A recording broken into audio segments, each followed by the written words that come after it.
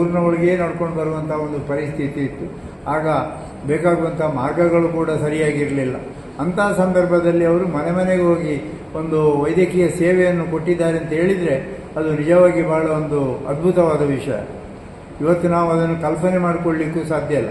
ಆ ನಂತರದ ದಿವಸಗಳಲ್ಲಿ ಅವರು ಸೈಕಲ್ನಲ್ಲಿ ತಿರುಗುತ್ತಿದ್ದರು. ಪ್ರಥಮವಾಗಿ ಅವರು ಇಲ್ಲಿ ಬಂದು ಪ್ರಾಕ್ಟೀಸ್ ಪ್ರಾರಂಭ ಮಾಡಿದಾಗ ನಡ್ಕೊಂಡು ಮನೆ ಮನೆಗೆ ಹೋಗ್ತಿದ್ರು. ಅದು ರಾತ್ರಿ ಈ ಹಾವು ಕಚ್ಚಿದಂಥದ್ದು, ಹೆರಿಗೆ ಮಾಡಿಸುವಂಥದ್ದು ಇಂಥವೆಲ್ಲ ಬಹಳ ಕ್ಲಿಷ್ಟಕರವಾದಂಥದ್ದು. ಯಾಕಂದರೆ ಬೇರೆ ಮಣಿಪಾಲದಲ್ಲಿಯೂ ಕೂಡ ಆಸ್ಪತ್ರೆ ಅಂಥ ಒಂದು ಸುಸಜ್ಜಿತವಾಗಿರಲಿಲ್ಲ. ಉಡುಪಿಗೆ ಹೋಗಬೇಕಿತ್ತು. ಉಡುಪಿಗೆ ಹೋಗುವಂಥ ಸಂದರ್ಭದಲ್ಲಿ ಇಲ್ಲಿಂದ ಕರ್ಕೊಂಡು ಹೋಗಲಿಕ್ಕೆ ಬೇಕಾಗುವಂಥ ವೆಹಿಕಲ್ಗಳಿರಲಿಲ್ಲ.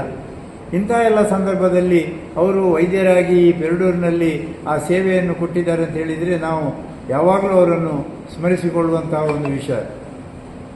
ಅಂತಹ ಡಾಕ್ಟರ್ ಆಗಿದ್ದ MR ಹೆಗಡೆಯವರು ಬಹಳ ಸ್ನೇಹಜೀವಿ.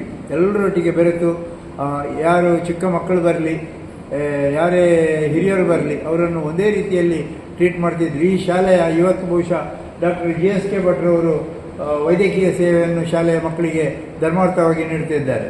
ಅದೇ ರೀತಿ MR ಹೆಗಡೆಯವರು ಈ ಶಾಲೆ ಪ್ರಾರಂಭವಾಗಿ ಅವರ ಕೊನೆಯ ಹಂತದವರೆಗೂ ಕೂಡ ಈ ಶಾಲೆಗೆ ಮಕ್ಕಳ ಒಂದು ಆರೋಗ್ಯ ತಪಾಸಣೆಯನ್ನು ಧರ್ಮಾರ್ಥವಾಗಿ ಮಾಡ್ತಿದ್ರು.